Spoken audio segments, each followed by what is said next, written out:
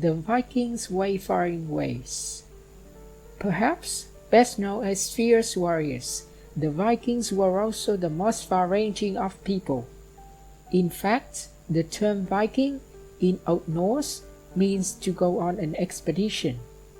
From the late 700s until the 11th century, Viking explorers journeyed from their native Norway, Denmark, and Sweden to many distant lands. They traveled as far west as Newfoundland in present-day Canada, and as far east as Baghdad. Those from Norway southwest to the British Isles, and eventually across the Atlantic Ocean. During their first expedition in 793, a force of Viking warriors sacked the famed abbey at Lindisfarne on England's northeast coast. In the 800s, groups of raiders went on to occupy the Shetland Islands, north of the British Isles and west of Norway, and the Orkney Islands of northern Scotland.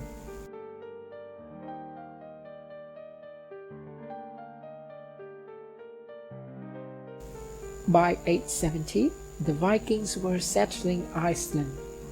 In 980, an Icelandic assembly found a man named Eric the Red Ericsson guilty of murder and sent him into exile. Eric the Red responded by sailing to a large island to the west, which he called Greenland. An Icelandic saga mentions that people would be attracted to go to Greenland if it had a favorable name. Around 998, Eric the Red's son, Leif the Lucky Ericsson, and a small Viking fleet sailed west to North America. There, they established the first European settlement in the New World, called Vinland.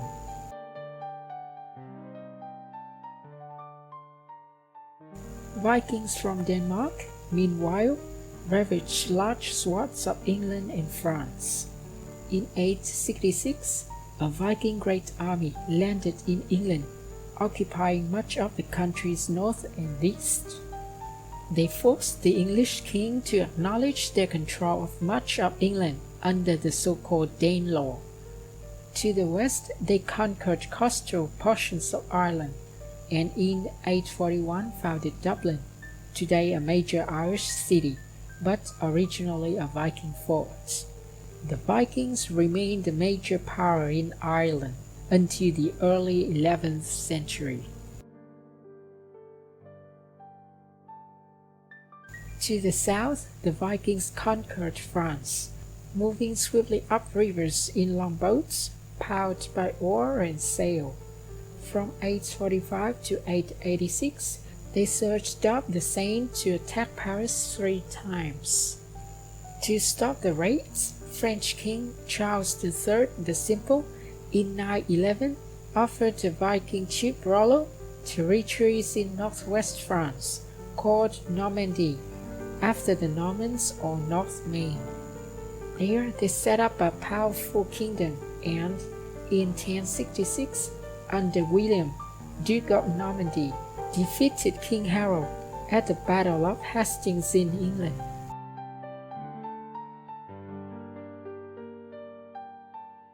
Farther south, in 844, the Vikings had raided Portugal and Spain, then largely controlled by Arab Moors.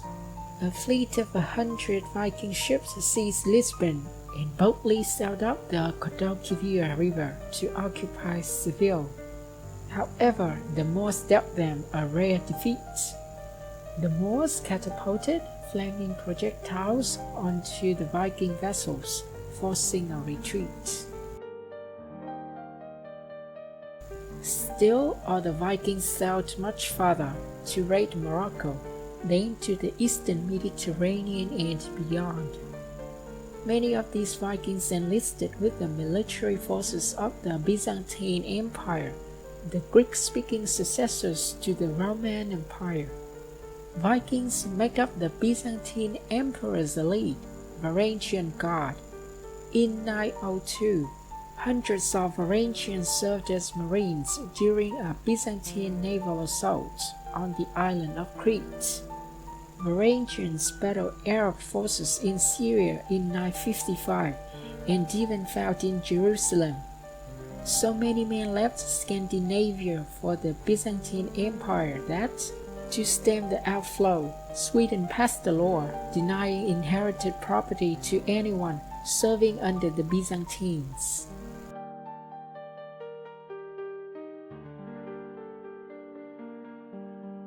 The Vikings of Sweden, meanwhile, were moving out of Scandinavia to the east and south.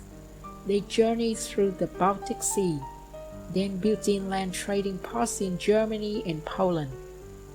In time, they struck out across Central and Eastern Europe, down the Vistula River in Poland, and the Dnieper, Volga, and Don rivers in Russia. Their vessel of choice was the Nar, a cargo ship with a deep draft and wide hull. Viking merchants on horseback penetrated far into the Asian heartland, trading with towns on the Caspian and Black Seas.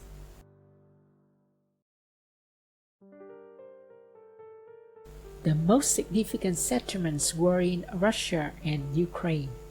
In 862, Vikings settled in the town of Novgorod in northwestern Russia.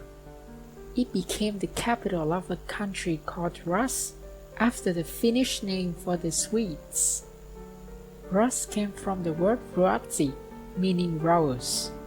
Rus formed the foundation of Russia, as the Russian and Viking leaders of Rus intermarried, converted to Christianity, and steadily expanded their territory. And after lucrative trade relations were established with the Byzantines and with Muslim lands, the Rus moved their capital southward to Kiev, later the capital of Ukraine.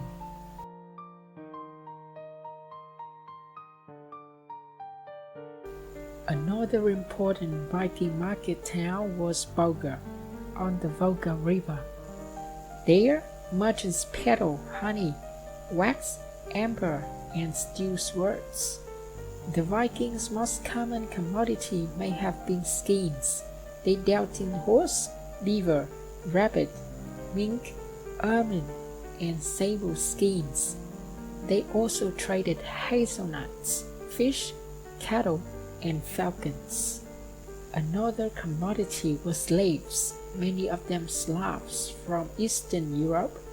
The merchants eagerly exchanged their goods for Arab silver coins. In Sweden, archaeologists have excavated about 100,000 such coins, minted in such distant cities as Cairo and Tashkent.